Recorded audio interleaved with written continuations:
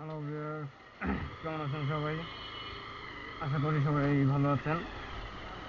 তো এক ফ্রেন্ডের কাছ থেকে অ্যাকশন ক্যাম ধার নিলাম।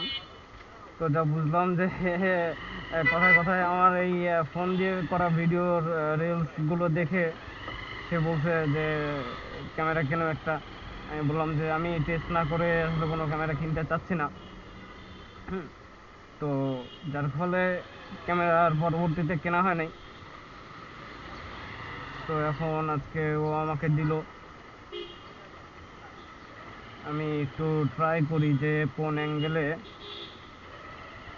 থাকলে বা বসলে আমার